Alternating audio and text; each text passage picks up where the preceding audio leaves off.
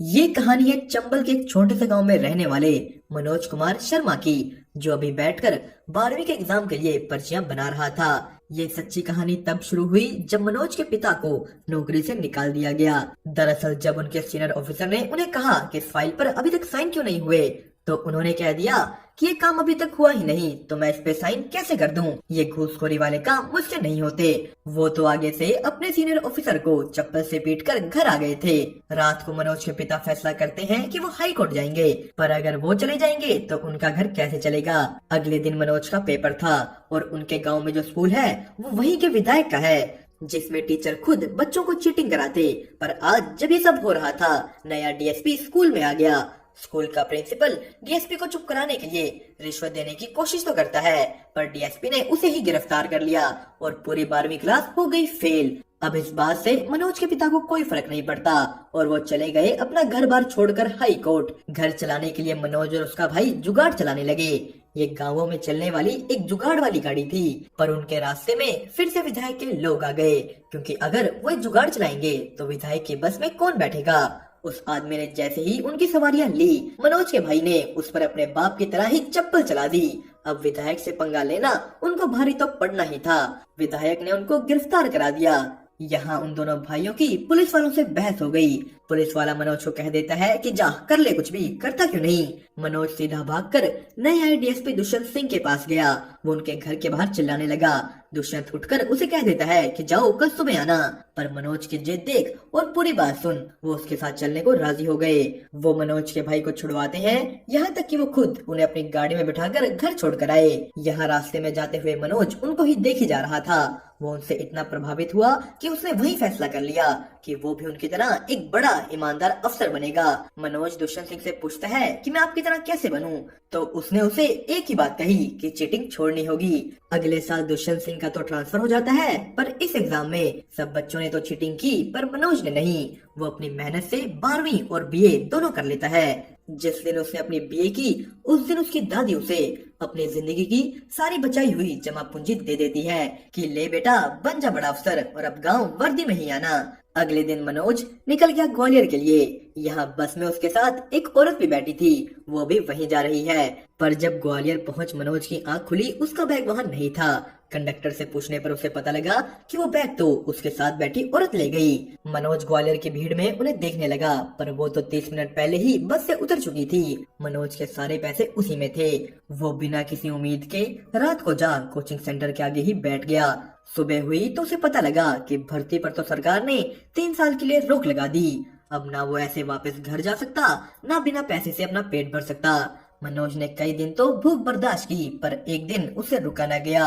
वो bus stand पर एक दुकानदार से खाना मांग लेता है कि आप मुझे खाना खिला दीजिए, आप जो कहेंगे मैं वो काम कर लूंगा। उस आदमी ने उसे खाना दे दिया और यहीं उसे खाना खाते देखा प्रीतम पांडे ने। मनोज खाना खा दुकानदार के पास जाता है कि बोलिए क्या काम करना है। दुकानदार कहता है कोई बात नहीं, पर मनोज अड़ गया कि नहीं अब काम बोलिए मैं करूंगा। यहाँ पांडे बोला कि अरे भाई मैं दे दूंगा तेरे पैसे, और बात करने पर पता लगा कि पांडे भी यहाँ वही एग्जाम देने आया था जो मनोज देने आया था, और अब वो दिल्ली जा रहा है यूपीएससी का एग्जाम देने, जिसे देकर एक आईपीएस बना जा सकता था। मनोज कहता है कि भैया हमें भी अपने साथ दिल्ली ले चलिए, मैं भी यूपीएससी का एग्जाम दूंगा।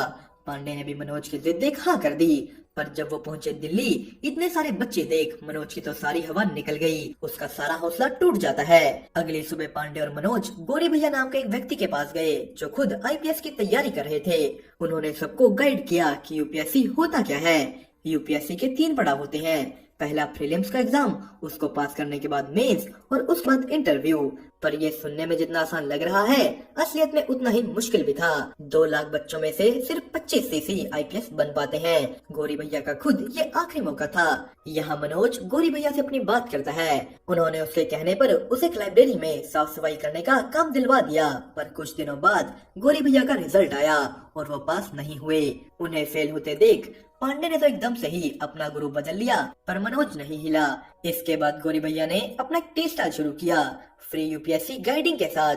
यहाँ वो सभी बच्चों को फ्री में पढ़ाएंगे। मनोज यही पढ़ने लगता है। प्रीलिम्स का पेपर आया पर मनोज पास नहीं हुआ। गौरी भैया उसे कहते हैं कि रीस्टार्ट, मतलब दोबारा से पढ़ो, दोबारा से सब करो। एक दिन ऐसे ही मनोज चाय ले जाते हुए मिला पांडे के नए गुरु दीप मोहन से। पांडे दीप मोहन को मनोज के बारे में बताता है और उसके बारे जान दीप मोहन ने ये कह दिया कि मनोज कभी कोई जरूरत पड़े तो जरूर बताना। अब ये बात सिर्फ एक लाइन है, ये चीज मनोज को नहीं पता थी। अगले दिन पांडे का एक और नया दोस्त मनोज को देखकर कहता है कि यार मुझे बुरा लगता है इन जैसे लोगों के लिए। ये लोग यहाँ भेड़ बकरियों की तरह आईपीएस बनने तो आ जाते हैं पर फिर पढ़ाई के अलावा हर तरह की मजदूरी करते हैं। ऐसे कहाँ ही ये आईपीएस बन जाएंगे। ये बातें यहाँ गौरी भैया ने भी सुन ली। वो जवाब में कहते हैं कि हाँ सही कह रहे हो तुम, ये सब चले आते हैं भेड़ बकरियों की तरह, कुछ नहीं होता इनके पास, पर इनके पास जज्बा होता है, जज्बा हर काम करके अपने सपने पूरे करने का। इसी के साथ मनोज का दूसरा अटेम्प्ट आ गया और उसने अब की बार प्रीलिम्स क्लियर कर लिया। गौरी भैया पांडे सब ये जान खुश हुए। मनोज मेंस की तैयारी करने के लिए कोचिंग सेंटर ज्वाइन करने जाता है। यहाँ के लिए भी उसके पास पैसे पूरे नहीं थे तो वो कहता है कि मैम प्लीज मैं हर काम कर लूंगा, मैं आपके पैसे पूरे कर दूंगा। तो उन्होंने उसे काम दे दिया।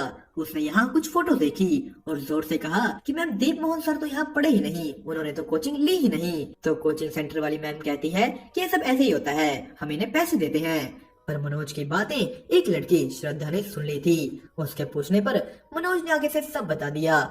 श्रद्धा और मनोज दोनों इस कोचिंग सेंटर से चल देते हैं। जाते जाते उन दोनों का इंट्रोडक्शन हुआ। मनोज ने अपना नाम और ये बात कि वो यहीं लाइब्रेरी में पढ़ता है श्रद्धा को बता दी। वो इस आस में था कि वो उससे मिलने आएगी और हुआ भी ऐसा ही। यहाँ मनोज के हाथ में एक इंजीनियरिंग की किताब थी तो श्रद्धा को लगा कि वो एक इंजीनियर है। मनोज ने भी आगे से हामी भर दी। श्रद्धा मसूरी से यहाँ पीसीएस का एग्जाम देने आई थी। तभी श्रद्धा को पता लगा कि मनोज लाइब्रेरी में काम भी करता है, पर उसे इस बात से फर्क नहीं पड़ा। उन दोनों ने साथ में ही एक नई कोचिंग ज्वाइन कर ली। यहाँ उनके टीचर ने मनोज की तारीफ भी की कि वाह भाई क्या ऐसे लिखा है तुमने। उन्होंने उसे एक चॉकलेट दिया और उसने आगे से वही दे दिया श्रद्धा को। आने वाले कुछ दिनों में वो अच्छे दोस्त बन गए। श्रद्धा मनोज को अच्छी तरह समझती थी, वो उसके फाइनेंशियल कंडीशन को भी जानती थी। पर एक दिन कोचिंग के वक्त जब सर ने एक इंजीनियरिंग का सवाल पूछा तो वो मनोज को कहती है कि तुम दोनों इसका आंसर तुम्हें तो पता है। पर यहाँ उसके सामने ये सच आया कि मनोज ने इंजीनियरिंग नहीं बीए की थी। उसे इस बात से बहुत दुख हुआ कि मनोज ने उससे इतना बड़ा सच छुपाया। उसी दिन मनोज की लाइब्रेरियन से लड़ाई हो जाती है। वो मनोज पर बेईमानी का आरोप लगा रहा था। मनोज ने लाइब्रेरी छोड़ दी, क्लास में आना छोड़ दिया। वो एक आटा चक्की चलाने लग गया था। पांडे उसे कहता है कि भाई जाके श्रद्धा से सॉरी बोल ले, वो प्रीलिम्स के लिए मसूरी जा रही है। पर मनोज का कहना था कि अब तो मेंस करके ही सॉरी बोलूंगा। पांडे मनोज के रहने सहने की हालत देख बहुत दुखी हुआ। वो कहता है कि भाई जिद मत कर, काम का छोड़ और पढ़ ले वरना फेल हो जाएगा। पर मनोज का पेपर उसके हिसाब से बहुत अच्छा हुआ। उसे यकीन था कि वो पास हो जाएगा कि तभी उसे पता लगा कि वो तो गलती से टूरिज्म की जगह टेररिज्म पर ऐसे लिखाया है। वो दूसरे अटेम्प्ट में भी फेल हो गया। अगले कुछ दिन वो किसी को नहीं मिला, किसी को नहीं दिखा। मनोज सीधा मसूरी पहुंच जाता है श्रद्धा को मिलने। वो उसके घर गया पर घर पर कोई नहीं था। सभी उसकी बुआ के घर शादी में है। उनके नौकर ने मनोज की श्रद्धा से बात कराई। मनोज श्रद्धा से माफी मांगता है। श्रद्धा के पूछने पर उसने उसे ये भी बताया कि वो मेंस में फेल हो गया, पर उसकी यहाँ आने की असली वजह थी श्रद्धा को आई लव यू कहना। वो श्रद्धा को कहता है कि अब तुम भी बोल दो, फिर मैं सारी दुनिया उलट पुलट कर दूंगा। पर श्रद्धा तो उनके नौकर को कह देती है कि मनोज को वापस दिल्ली भेज दीजिए। मनोज दिल्ली की जगह अपने गांव जाता है। यहाँ उसे पता लगा कि उसकी दादी अब नहीं रही। उन्होंने सबको मना किया था कि ना मनोज और ना मनोज के पिता को उनकी मौत के बारे में बताया जाए। उसके घर की हालत भी ठीक नहीं। मनोज को अपने साथ साथ अब घर को भी संभालना होगा। उसे उनके लिए आईपीएस बनना होगा। वो दिल्ली वापस आ दिन भर आटा चक्की में काम करता और रात को पढ़ाई। तभी उससे मिलने उसके पिता आते हैं। वो भी उसकी हालत देख कहते हैं कि बेटा मैं विधायक के साथ घूसखोरी वाला काम कर लूंगा, तू मेरे साथ घर चल। तो मनोज उन्हें कहता है कि पापा कैसी बात कर रहे हैं आप, हम ईमानदार लोग कभी हार नहीं मानते, सब ठीक हो जाएगा। वो फिर से अपने कामों में लग गया। एक दिन श्रद्धा कोचिंग क्लासेस में वापस आ जाती है। उसने मनोज को कहा कि उस दिन तुम्हारी कॉल के 1 मिनट बाद मैंने दोबारा कॉल की थी, पर तब तक तुम जा चुके थे। श्रद्धा मनोज से बात करना चाहती है, पर मनोज ने उसे कह दिया कि हम प्रीलिम्स के बाद बात करेंगे। इसके बाद श्रद्धा मनोज को कई महीने नहीं मिल पाई और फिर आया प्रीलिम्स का रिजल्ट। पांडे तीसरी बार फेल हो गया। श्रद्धा उससे मनोज के बारे पूछती है, जो रिजल्ट देखने तक नहीं आया था। श्रद्धा मनोज का एड्रेस पूछ उस तक पहुँच गयी। वो उसे पास होने की बधाई देती है, पर साथ ही उसे यहाँ से रहते देख वो बहुत दुखी हुई। श्रद्धा उसे कहती है कि मेरे पास कुछ सेविंग्स है, तुम ये सब काम छोड़ो और सिर्फ पढ़ाई पर ध्यान दो। मनोज ने साफ मना कर दिया। उसके ऊपर अपने घर की भी जिम्मेदारियां हैं, उसे सब संभालना था। अब इस वजह से हुआ वही जिसका श्रद्धा को डर था। मनोज मेंस के एग्जाम में फेल हो गया, पर फिर भी रात के 2 बजे श्रद्धा मनोज के साथ बैठी है, उसका हाथ पकड़े। अब ये चीज नशे में पांडे से देखी नहीं गई। वो मनोज को साफ साफ कह देता है कि श्रद्धा जो आज तेरे साथ है, अगर वो ना होती तो शायद तू पास हो जाता, और ये भी तुझे छोड़ जाएगी अगर तू आखिरी अटेम्प्ट में फेल हो गया। श्रद्धा उसकी ये कड़वी बातें सुन रोती हुई वहाँ से उठ गई। वो मनोज को कहती है कि तुमने कहा था ना कि अगर मैं आई लव यू बोल दूं तो तुम पूरी दुनिया पलट दोगे, तो जाओ पलट दो दुनिया। मनोज सीधा भागकर दीप मोहन के घर जाता है। दीप मोहन ने उसे उस दिन कहा था ना कि कोई जरूरत हो तो जरूर बताना। मनोज यहाँ उन्हें बताता है कि उसे मेंस क्लियर नहीं हो रहा, तो दीप मोहन ने कहा कि हाँ, मेंस क्लियर करना सबके बस की बात नहीं है, तुमसे भी ये नहीं हो पाएगा। उसने ये बात प्रूव भी की कि तेरे से नहीं होगा। गौरी भैया ये बात जान बहुत गुस्सा हुए। वो मनोज को कहते हैं कि अब तुम पढ़ाई के अलावा कुछ नहीं करोगे, तुम्हारे घर पर पैसे हम भेज देंगे और तुम एक शब्द नहीं बोलोगे। उन्होंने उसका सारा सामान आटा चक्की से निकाल अपने कमरे में शिफ्ट करवाया। मनोज ने पूरी लगन से पढ़ाई शुरू कर दी, जिसमें श्रद्धा ने भी उसका पूरा साथ दिया। श्रद्धा अपने पीसीएस मेंस के लिए दोबारा मसूरी चली जाती है, और थोड़े दिनों बाद ये खबर आई कि उसका पीसीएस मेंस क्लियर हो गया। मनोज की पढ़ाई इन सब चीजों के बीच बिल्कुल भी नहीं रुकती। लाइट जाने के बाद वो स्ट्रीट लाइट के नीचे भी पड़ा। श्रद्धा का इंटरव्यू भी क्लियर हो गया, वो अब डिप्यूटी कलेक्टर बन चुकी थी। इसी जोश के साथ मनोज ने भी अपना मेंस का एग्जाम दे दिया, और पांडे अब की बार फिर से फेल हो गया था। मनोज खुशी खुशी पांडे के पास आता है कि भाई फोन देना, श्रद्धा को फोन करना है। तो पांडे कहता है तेरा क्लियर हो गया, पर क्या तूने आज तक मेरे बारे में पूछा? तुझे यूपीएससी के बारे सब मैंने बताया, यहाँ मैं लेकर आया, तूने पूछा कभी मेरे बारे? उनकी दोस्ती में दरार आ गई। मनोज गौरी भैया के टी स्टॉल से श्रद्धा को फोन करता है, पर उसकी मम्मी ने फोन उठा कह दिया कि श्रद्धा भी घर पर नहीं है। कुछ देर बाद श्रद्धा का फोन आया। श्रद्धा मनोज के इंटरव्यू के लिए दिल्ली नहीं आ पाएगी, क्योंकि किसी ने उसके पापा को कह दिया था कि वो मनोज के साथ सो रही है। मनोज ने अगली कॉल पांडे को की, पर वो तो एक जेल में बंद था। मनोज पुलिस स्टेशन गया। यहाँ पुलिस वाले ने पांडे को दारू पीकर चिल्लाने के जुर्म में बंद कर रखा था, जो कि किसी भी लॉ के अंडर नहीं आता। मनोज पांडे को जेल से निकलवाता है, पर उसके निकलते ही उसने उसके फोन में देखा कि श्रद्धा के पिता को फोन कर झूठ पांडे ने ही बोला था। घर पर श्रद्धा अपने पापा को कहती है कि आपने मुझे छोड़ एक अनजान आदमी पर भरोसा कर लिया। पापा, अगर मैं चाहूँ तो आज ही दिल्ली जा सकती हूँ। मैं कोई छोटी बच्ची नहीं, बल्कि एक डिप्यूटी कलेक्टर हूँ, पर मुझे ये आपकी मर्जी से करना है। उसके पापा ने उसे दिल्ली जाने दिया। आज मनोज का इंटरव्यू है। वो दोनों मिले। श्रद्धा ने मनोज को पूरा तैयार किया। इंटरव्यू से पहले मनोज पांडे को मिलने जाता है, क्योंकि वही तो उसे यहाँ तक लेकर आया था। वो उसे थैंक यू कहता है।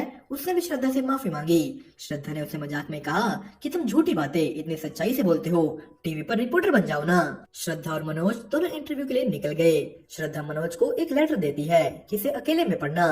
मनोज इंटरव्यू देने निकल गया। एक हॉल में बैठकर वो अपनी बारी का इंतजार कर रहा है। वो एकदम सुन पड़ गया। उसकी बारी आई। जाते जाते पियानो से कहता है कि अंदर जाकर ये मत बोलना कि तुम 12वीं फेल हो, कोई अच्छा बहाना बना देना। पर मनोज ने तो सीधा जा सच बोल दिया कि उस साल हमारे स्कूल में चीटिंग नहीं हुई और पूरा स्कूल फेल हो गया। ये सुनते ही वहाँ के चेयरमैन मेहता ने कह दिया कि थैंक यू, अब आप जा सकते हैं। वो उठा, पर जाते हुए एक औरत ने कहा कि बाहर वेट कीजिएगा। यहीं खड़ मनोज श्रद्धा का दिया लेटर पढ़ता है, जिसमें लिखा था कि तुम चाहे आईपीएस बनो चाहे ना बनो, मैं हमेशा तुम्हारे साथ हूँ। मनोज को अंदर बुलाया गया। उसने अंदर जा अपने स्कूल के बारे सब बताया, और बताया कि कैसे वो दुष्यंत सिंह से इंस्पायर हुआ। मनोज ने अच्छी तरह अपने आप को प्रेजेंट किया, पर चेयरमैन मेहता को उसकी बड़ी बड़ी बातें अच्छी नहीं लगी, और उन्हें इस बात से भी प्रॉब्लम थी कि वो हिंदी मीडियम है। उसने तो उसे जाते हुए टाइम वेस्ट तक कह दिया। 1.5 महीने बाद श्रद्धा जबरदस्ती मनोज को रिजल्ट दिखाने लाती है। वो तो यहाँ आना ही नहीं चाहता था। भरी भीड़ में जब गेट खुले, मनोज के अंदर इतनी हिम्मत नहीं थी कि वो जाके रिजल्ट देख ले। श्रद्धा ने रिजल्ट देखा और देखते ही वो रोने लग गई। उस दिन मनोज के जाने के बाद बाकी मेंबर्स ने उसके सिलेक्शन के लिए हामी भरी थी। मनोज आईपीएस बन जाता है। वो दोनों रोने लगे। गौरी भैया, पांडे सब वहाँ गए। पांडे की ये पहली रिपोर्टिंग थी। गांव में उसके घर वाले, उसके पिता सब खुश हुए। वो वर्दी पहन सबसे पहले दुष्यंत सिंह से मिलने जाता है। उनकी भी छाती उसे देख गर्व से फूल गई। श्रद्धा और मनोज की शादी हो जाती है, और इसी के साथ हमारी मूवी 12वीं फेल हुई यहीं पर खत्म। दोस्तों, आपको इसकी एक्सप्लेनेशन कैसी लगी हमें कमेंट करके जरूर बताना। साथ ही साथ वीडियो को लाइक और चैनल को सब्सक्राइब करना मत भूलिएगा।